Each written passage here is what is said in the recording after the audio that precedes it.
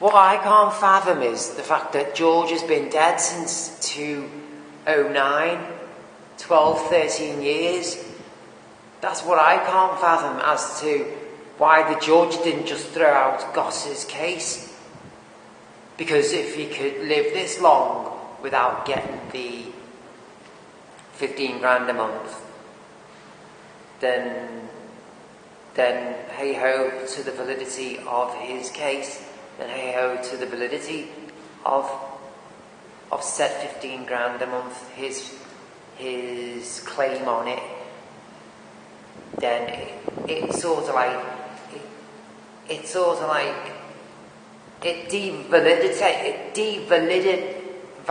devalidates the importance of his case.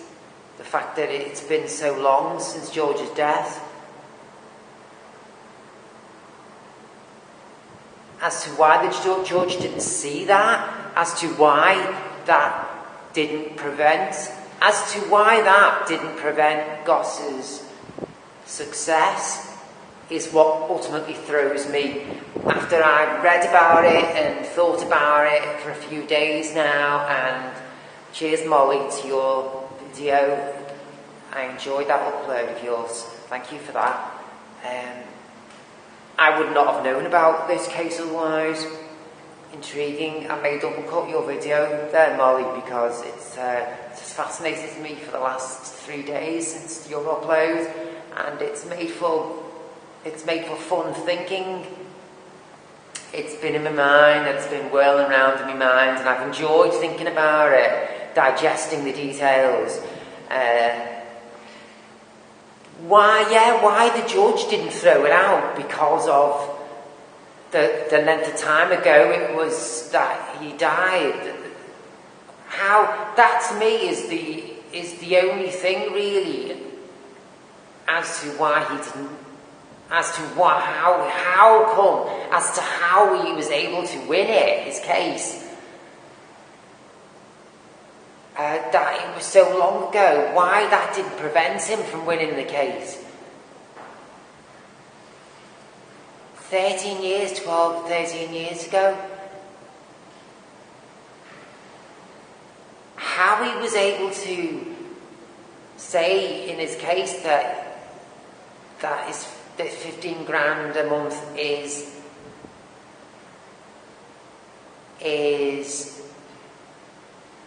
indeed what he needs to live, and without it he can't live.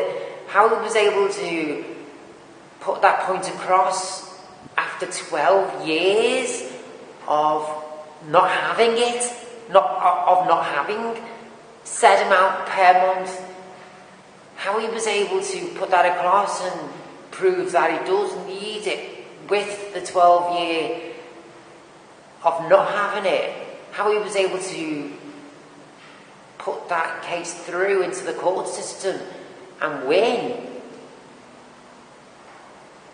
As I say, that's the only thing I can't sort of wrap my head around, logisticize, how the judge, whoever designed this law, as you say, Molly, we in England need to get our heads around our legal system in regards to this, specifically in regards to this law. It shouldn't have won it because it's been 12, 13 years since George's death. But obviously, because he has, then there must be some kind of small print in the law which does allow for people to backdate their claims, so to speak. Whether or not he's going to have it backdated and have every single month since George's death times 15 grand. As to whether he will be able to get it backdated in the literal sense, or just have it from now, I don't know. I've not managed to pick that up in anything I've read. But the fact that he has been able to win his case with George dying so long ago, I would like to see the small print to this particular law. There will be something in this law, in small print, which excuses that, which allows people to make claims under this basis. Obviously, people who passed several years ago. There must be something. There will be something written in the law. There will be something written in text to excuse people who are claiming under this particular law against people who passed several years ago. I would like to see the actual wording for that. I would like to see the wording for that. Otherwise, well, someone's got to pay him his money if he can't go out and work for it. Someone's got to pay it. People in the UK, really, unless you're disabled physically or mentally, you can only really achieve about £500 off the government in benefit. It's people who are, as I say, disabled in some way can get, say, £1,100 a month off the government in benefit, £1,100, £1,200, £1,300, depending on their rent. So really, what Goss is getting from George's estate isn't that much more than what he would be able to get. He was claiming benefit for a disabled benefit. If he was disabled, if he was claiming for a disablement benefit. Now that's probably why Goss is gone for this, and he's been lucky that he's been able to claim against George the fact that he's been dead for several years. He's been very fortunate there because he must have found himself unemployed and gone to make a claim into the unemployment system here in the UK and found that he was unable to get benefit. He must have been found not disabled and found that he could only claim basic benefit, which, as I say, is probably about £500 max a month. So he's gone for this. He's obviously had a few friends in the know and have informed him to go for this, and he has been like, way, his lottery numbers are coming when he's discovered this small print, which I would like to see in this particular law, which allows for people to still claim against people who died several years ago. Yeah, people in the UK can claim up to, say, £1,500 a month if they are disabled. They can claim up to about that a month, but it doesn't just come off a money tree and awarded to disabled claimants here in the UK. It comes from the pot. It comes from people who. It comes from people's taxes.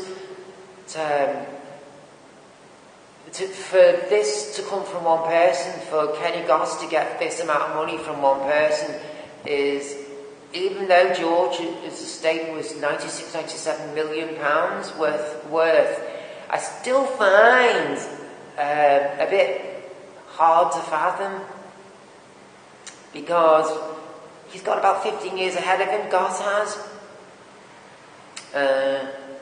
It's not going to eat away at that amount. Let's say divided between a few of them, what it is, so like takes £28 million. Say in each of, say, 3 people, it was divided between. Still, the interest alone would cover Goss's, wouldn't it? As to who he'd be claiming his money against, because he had 2 sisters and there was another one, wasn't there? So, yeah, it's curious. Yeah, the George Michael, his money, which he left, I'm getting tired now. I'm going to sign off a minute. But George's estate is easily going to cover Goss's winnings easily, but still I find it a bit mean, the fact that the George is making one person pay. I still think it's a bit much. I do. Even though George's estate is worth millions, I still find it a bit much that's coming from one person. I do. It's still a hell of a lot of money when you multiply it by 15 years. I will say also that because people in the UK, if they are awarded disablement benefit and they get the equivalence of what Goss has been awarded, get up to about the same as what Goss has been awarded. That comes from the pot. It doesn't come from one person. It's paid from the pot, from everyone here who works. It comes from everybody's taxes all thrown together from the pot. It doesn't come from one person. Get me? I think you know the point of making YouTube viewer. Yeah, I found it a little bit much that he was able to win his case, considering George died 12, 13 years ago. I find that a little bit hard to swallow. Otherwise, yeah, if he could prove that, which he was able to prove the validity of his relationship with George, because George, he publicly announced that their relationship was over. I think that was the winner for Goss.